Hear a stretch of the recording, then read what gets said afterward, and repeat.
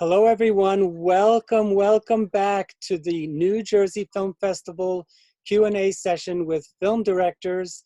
And we will be celebrating our 40th anniversary. That's right. Our very first film festival was back in the fall of 1982. Crazy. And I founded the festival back then when I was still a graduate student at Rutgers University. But so I've been doing this for a long time, and it's a labor of love since doing these festivals is a lot of work, and yet at the same time, I have a wonderful group of staff and interns that help make this thing go round and round. And today we're going to be talking to two of the film directors about their movies that deal with the impact of COVID-19 on businesses and employees. And we also have Izzy Bonvini, who is one of the festival judges and who also helps run the festival. So let's welcome Brianna. Pronounce your last name for me so I don't screw it up. Stimpson. Stimpson is an easy enough thing. And Johnny Sweet is real easy since I love sweet stuff. So Johnny, welcome. Johnny Sweet's the director of Last Call, which focuses on the impact of the bars in Astoria, Queens. And he talks to a number of employees, bartenders, people that are managers, as well as the business owners themselves.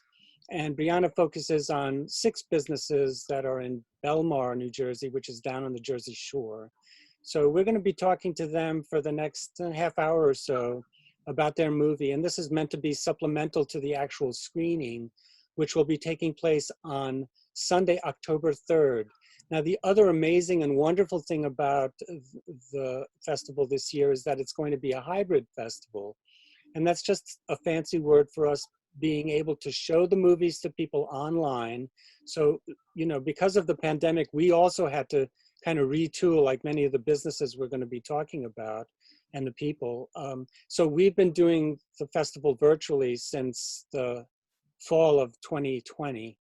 And, we run a biannual festival. The New Jersey Film Festival takes place in the fall and in the spring. So we're really good at the virtual part, and we've opened up to a whole new constituency. So we have people from all over the world watching our movies. But we also got the go-ahead from the university to do a limited seating live version of the festival. So the screenings that are going to be taking place, like Last Call in a moment on Main Street, which we'll be talking about today, will be playing live, fingers crossed, who knows, they may change their minds. But it will be at 7 o'clock, so it'll be at a specific time on Sunday, October 3rd.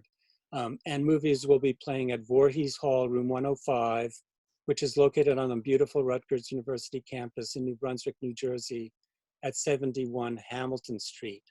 So the great thing about the festival is you buy a ticket, you get to watch it virtually and live. And general admission is $15. And if you buy a festival pass, it's $100 and you get to see everything. So, okay, enough chit chat about the festival. Oh yeah, if you need to get information about it, you can go to njfilmfest.com and I'll show you more about how you can buy tickets and stuff towards the end of the Q&A. But please welcome Brianna, Stimpson, and Johnny Sweet. Welcome you guys. I guess my first question, and I will take it before I let Izzy take over, and ask you some questions as well, is the program itself.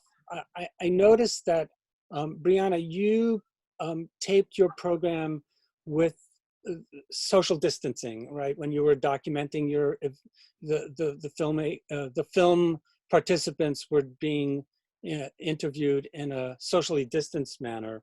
But I noticed, Johnny, the way that you did yours, you had a few scenes that were on rooftops and other locations, but most of yours were done remotely.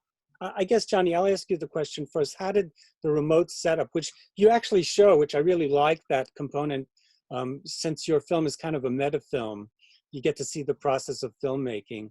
Tell us how you set that thing up. How did that work? I didn't personally set that up. HSC TV, the production company that we work with the most, we worked with them on our test film for Showtime. So when we started developing this, I immediately wanted to work with them, obviously just based off the chemistry. And Brian Brousseau, who's the DP there, he designed that whole set. He's the genius. That's Right. that's all him. He knew how to configure it to where he can control the lighting, the cameras, the sound from a completely different room that was far, far away, so that our interview subjects felt safe and comfortable. And what are they looking at when they're in that scene? Are they looking at you or are they looking at themselves? Unfortunately, they're looking at me in my bedroom. You know, so they had that pleasant view as as we talked to all of them. I really like the way that you set that up with the kind of direct address, and the interviewees are talking directly to the audience. There's a warmth of them communicating directly to us, and I thought that was really cool.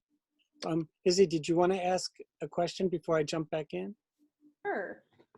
So I guess this is for both of you. How did you find and approach the subjects that you used for your films? Brianna, you go first since Johnny just spoke. Well, the benefit of being in a small little community and small little town is that they weren't being inundated with a lot of requests, and they just had an Instagram that they were running because these are just small businesses.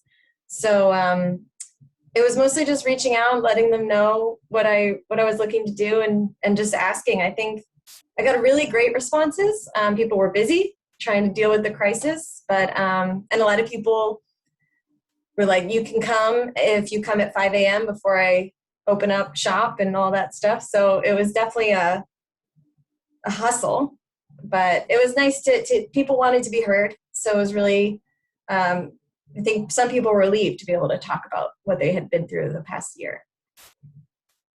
I got the sense that Johnny, in your movie, was the same thing. In fact, I think the social worker said that it was a really great release for people to be able to talk about their situation.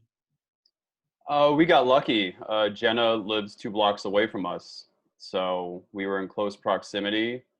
We were able to keep crews small, and she's a very strong interview subject. She really is. Yeah, so I mean, we were able to kind of create that the waterfall of sound that they heard coworkers, surrounded her in the film with. So really, we just got lucky that we had a powerful central figure to work with, and she, I met her through a mutual friend, and once she said she was comfortable, we just kind of rolled from there, and we were just gonna see what we got, because all of our projects were canceled. We didn't have any work coming in, and I didn't want to, stay at home and drive my wife crazy. So that's how it started. That was also my inspiration. Yeah. Brianna, you get it. I had moved home for COVID. I was living in DC, and I was like, I just moved home with my parents. I was like, I can't just sit here for months hoping work comes through. So that's how that started. But I think that's very much a theme of both of your movies, as well as something that reflects what we did here at the film festival. The pandemic forced the creative juices to flow for everyone. And that despite the really harrowing situation that this virus caused, that we had to find alternatives and to be creative in keeping busy and finding other things to do. And I think that was something that Jenna luckily was able to do without telling folks what actually happens at the end of Last Call. Jenna is a bartender, and she's at, have you ever frequented Sparrow? I met my wife there. Oh, so it was a watering hole for you, I guess, as well. And that it was a journalistically biased location to choose. So, but I think that's very personable. And I think, Brianna, did you go and frequent these places that you went to see in Belmar, or? My parents had just moved right before COVID, and so they didn't even get to really explore that street all that much. And I just went up and down a bunch of times, biking around during COVID, not able to do much else, and slowly got a feel of different businesses. So I was meeting people from scratch and just asking them to trust me, which was, I just feel so lucky that they did, because I was just one person. Sometimes I brought my little sister with me, and we just captured these stories, and they just trusted me to not waste them. Yeah, I think both are very eloquent films. By the way, your two films are part of the 20 we selected from over 400 entries. So that's 5%. We only really usually show about 5% of what we get. And so Wow. it's highly selective, and I think our jury really felt your two films are really very strong. And I think, you know, we're a humanist festival. We try to champion the best in man and woman, and I think both of your films do that. I'm sorry, Izzy, I'm hogging all the chats here, so jump in anytime. Okay, so again, this is for both of you. Your film, Brianna, was based in Belmar, and then Johnny's, yours was in New York. And there was a lot of comparison to other disasters. So there was a lot of mention of Sandy and 9/11. And was this comparison like any inspiration for your film at all in terms of like the continued strength and the perseverance of your subjects? Brianna, you want to go first? Sure. Yeah, I was surprised how many businesses had ties to those two. They came up kind of unprompted at first. I started asking more and more as it came up, but I was super surprised to see how that had informed not only just their resilience, but also the way the way they adapted to those things actually affected their business and affected how they saw their community and how they saw their outlook. So it was really interesting to see that connection. And we are on the water, and that bridge that's shown in the film is connected, goes straight, and you're right in New York. And so it is like an area that's just been impacted by some pretty big disasters. And that was it ended up being central to the idea of how important community is actually. Do you want to tell us the individuals that you interviewed, just so people know what they're going to be seeing? Who are the 6 businesses that you interviewed? Sure. Well, so we have Kate. She runs the Sweet Teas Cafe.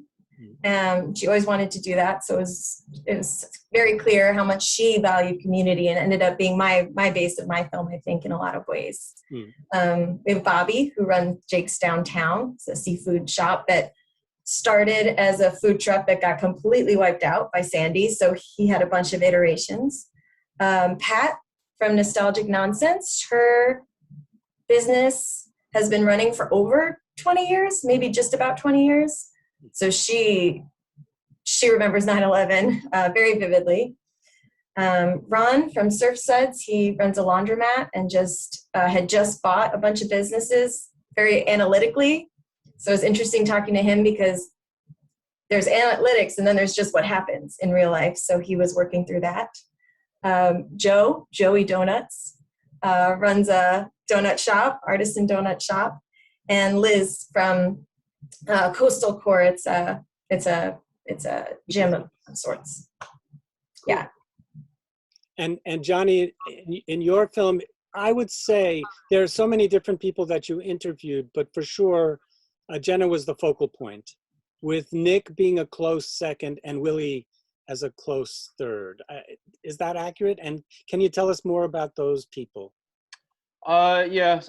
So Jenna was, bartender / co-manager at Sparrow. Nick used to work at Sparrow and then opened up Diamond Dog, so they became like sibling bars. Both businesses were obviously friendly with each other still.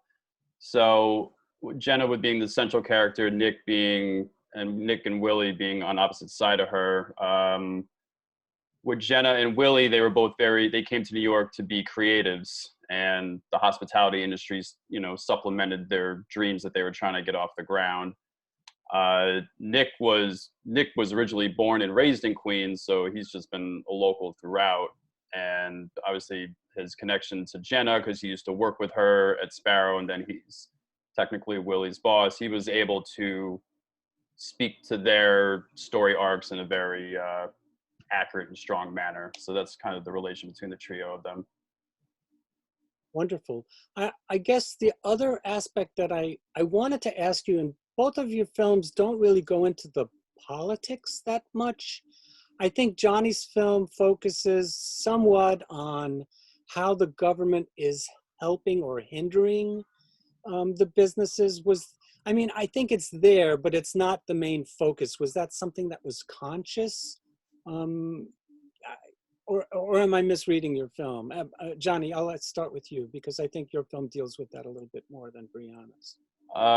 We are working on a sequel to this that deals in that lane. So about 95% of that ammo we're holding for the next film. Yeah. We mostly wanted to humanize this story arc and kind of leave. Obviously, you have to if discussing this, you have to bring in Cuomo. It's unavoidable. Yeah. But we wanted it to feel micro, not macro. So we're saving that for the follow-up to this. We'll make sure you send that to us too, so we can show it as a follow-up, for sure. No Brianna, was that something that you wanted to focus on at all, or is it something, because it's mentioned briefly, about how government is not helping or hindering, because for sure of the fitness center, that was there were a lot of folks that were very upset about the governor shutting everything down. But I think both governors were caught between a rock and a hard place. It was not an easy thing for anybody to deal with, and government moves so slowly in general. But was that something you got a vibe off of the folks that you interviewed? Yeah. Yes. Well, I came into it wanting to make it nonpartisan, just because of the area I lived in and what I was thinking. And I don't own a business, so I didn't want these small businesses to feel like I was doing an expose. Like, I just wanted them to share their story. And then as I talked to them, that was actually validated, because no matter what's going on in the government, it was changing daily at that point, the rules and regulations and all this stuff. At the end of the day, I think what became clear was that it's small business owners are making decisions on their own daily to the best of their ability. And I thought at the end of the day, that was more interesting. Like John said, like not macro, micro. It's more interesting to focus on those small decisions that you can make rather than the decisions you can't or any of that. Yeah, like Joe Rizzuto kind of supported and knew that it was not an easy issue. And Nick in Last Call also, I got the sense that they realized, from a political standpoint, they knew that it was not an easy thing to deal with. So, but I know that there's varying perspectives on that. Unfortunately, I think the pandemic should not be a political issue. It's driving me crazy from my own personal political standpoint that, why isn't this person getting a vaccine? Anyway, that's a story for another day. Izzy, ask another question. This is probably going to be our next to the last one. So. Okay, again, this is for both of you. All of the business owners and all of the people that were featured in your films were discussing how they had to either temporarily or permanently change their business model or how their personal lives work. In terms of your personal business model and your personal lives, I guess, particularly in terms of how you filmed both of your films, do you think your personal process changed as a result of the pandemic? And do you think this is going to have a lasting impact on how you approach your filmmaking process? I'll defer. Wow. So yes, I think for me, so this is the first long form, even though it's less than 20 minutes, so the first long form film that I've made on my own. And it truly was on my own, directed, produced, interviewed, shot, and edited it. And I think that without COVID shutting everything down, it was like, oh, I was intimidated by these big crews and like, oh, I'm not going to do it right, so why do it? The situation made me realize like small crew is actually a benefit and an advantage right now. And there's so little that can be done. Any little art that can be made or any connection with people that can be made is important and meaningful. So I think it gave me the confidence to seek out those stories. And I had the support of the town, the Belmar business owners that I talked to, which was also unexpected and a lesson learned that if you reach out, you can find the people that you need to support you. So I think for me, fundamentally changed everything. Cool. Johnny, would you use that setup again if everything was live and you could move around, that remote setup? I mean, we used it for other projects as well. coming into making this, actually, like, you know, I had no money, so I had to actually start the film by running and gunning myself. I'm okay with those skill sets. I'm not on the level of like the crews that I work with. I can't operate some crazy Alexa RE camera or red camera, any of that stuff, or, you know, I'd probably make the camera melt. But, you know, so I had to show HSC that I had something tangible that we could partner on. So I made a sizzle reel out of what I had. And then when I showed them, they were all in. And once I knew I had them, I knew I was good. I've been working with them for over 15 years, mostly at ESPN and other sports related and rap music projects. So once I had them, I felt fine. That's my comfort zone, is working with them. And that's how Brian built that setup. And that's really how all that evolved. I love the tracking shots in your movie. I mean, I think there's a drone shot at the very beginning, and then I wasn't sure that some of the tracks weren't drone shots either, or if it was just a camera on a crane on a truck or something like that. But I like the way that the film moves in and out, because it also lets you breathe, you know, because the real close medium shots of the folks that you interview is wonderful as a thing to come back to. I don't think you could, I mean, it'd be interesting to see it just, you know, kind of talking head the whole way through, but I like the getting out to the roof, you know, and that shot is kind of the breath of fresh air that I think was what people wanted anyway, and what people would eventually do to get you know, some air in their lungs from being stuck inside all the time. Well, then it was also from what we knew of the virus at the time, that was probably the safest. The safest way, yeah. Yeah, I mean, I was still up there in like a Breaking Bad looking outfit, you know, filming with her, and we were also in the middle of the epicenter. So every 5 minutes there was an ambulance rolling by. So I knew we were going to get those sounds in the background as we were interviewing Jenna on the roof. And I mean, as far as the tracking shots that you're talking about, Brian rigged up this van where he could remotely control his camera from inside the van. And, you know, the New York streets were deserted for, you know, almost 2 months. So Yeah. it was like, you know, when a car commercial is being filmed and they rent out the whole FDR drive so no one's on it late at night. We just had that for the entire city. So that's why we were able to, you know, get all those cinematic shots kind of efficiently. Do you have any other questions, Izzy? Sure. So, I mean, both of your films were so like emotional and personal, even when it was focused on like the business aspect of things or like the clinical healthcare aspect that I know Johnny had included. But there was a really important aspect of like mental health and how that plays into the pandemic and its impact. Was highlighting that important for you guys? I'll defer again, sorry. Okay. Yeah, I mean, I think it just comes hand in hand. I was pretty lucky that Kate was one of the earliest interviews that I did, because she really luckily trusted me and was very open and honest about everything. And I could just tell a few questions in that she hadn't really talked to many people about it on a real level. Because you just get through the day and you're entertaining customers like it's a hospitality business, no matter what you're doing when you're a small business owner. So it just became very clear that even just talking about it, even on a business level, was going to be helpful for the subjects and for the community to hear. My wife is a professor at Stony Brook, and she focuses on this area. So I was very lucky.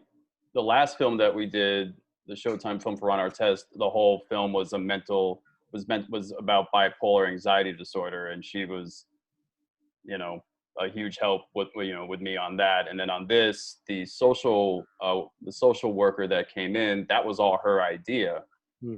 So, you know, I got lucky. This is the first time I actually, you know, fully committed to working with my wife on a project, and it was great for us in terms of having something to work on together while we're isolated, but also she's just a lot smarter than me in this area.